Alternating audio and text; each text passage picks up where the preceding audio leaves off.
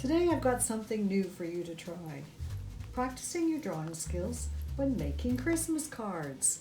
It just really seems like this needs to be the kind of thing we should do this year, as we certainly haven't seen a lot of our friends the way we normally do. And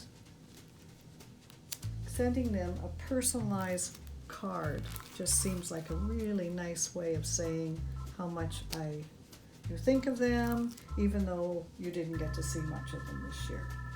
And as you can see, you can make some neat little cards just with candles. Not too hard to draw. Candles, little poinsettia.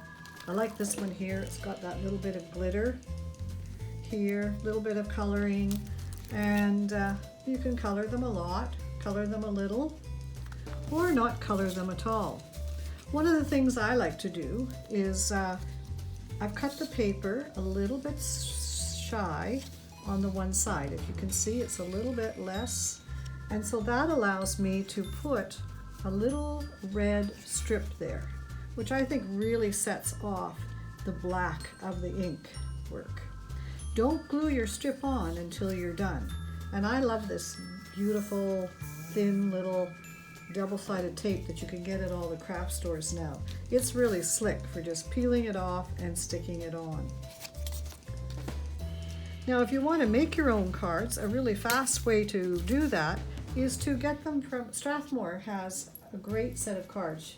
The watercolor cards is what I have here, and it comes with the card already I don't know if you can see it, but it's already creased so that it folds nicely.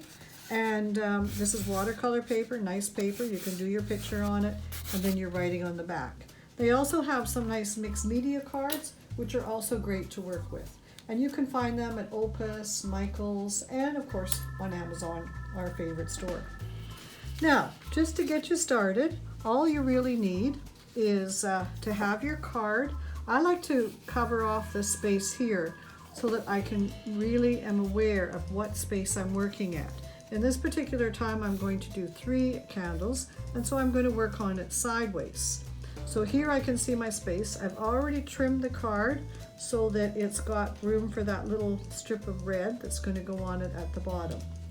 I did a light drawing with my pencil, and now I'm going to use my number 5 permanent ink pen. The reason I'm using a permanent ink pen is because then I can do watercolor if I want. I can use felts to color it if I want, and I know that things won't run. For mine, I just color them with my Prisma colored pencils. I find that that gives me a nice color. Okay, so I will get started.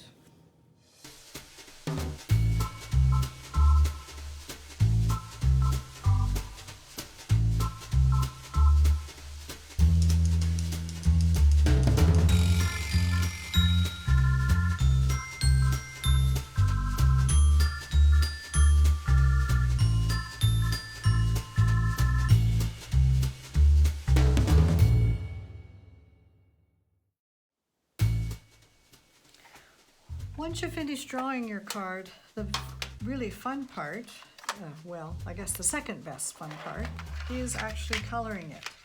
It's really fun to see it come to life. Sometimes I leave mine just black and white because I do like the ink work and I like looking at that, but at the same time it is nice to see some color on here. It doesn't take a lot of color, but a little bit does really help. I'm going to be using colored pencils to color mine because I did not use a watercolor paper. Instead, I used a cardstock. And so it will not take that wetness. I could use felts, but I just happen to like what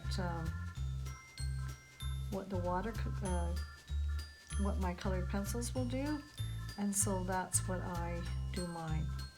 One of the things I like to do is decorate my drawings with a little bit of doodle work, and as you can see, I've got some doodle work here as well, and it just really adds to it to put the doodles in.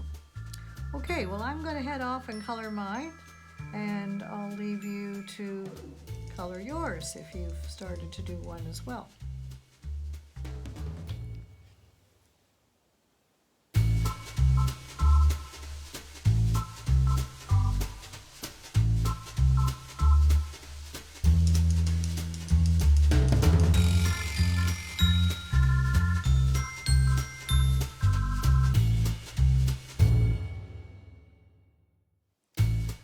So once I've colored it, and again, you can color more if you like. I kind of like to leave some of my little ink work showing just as it is.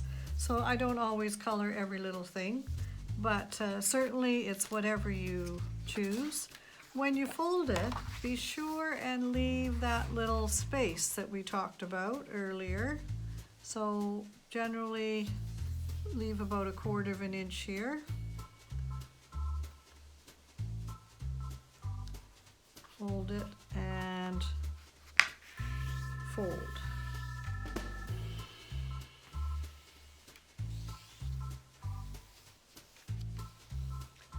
Then I can take my little strip of red, which I've already put the double-sided tape on, and then just putting it here so that it matches up to the edge of the page. I can close that on, and that just gives it, to me, a nice little finish. It's not a nice little card, and it's kind of a fun way to practice your ink work at the same time, and playing with some of these doodles really does help you understand how patterns work and how the slightest little thing can set something off.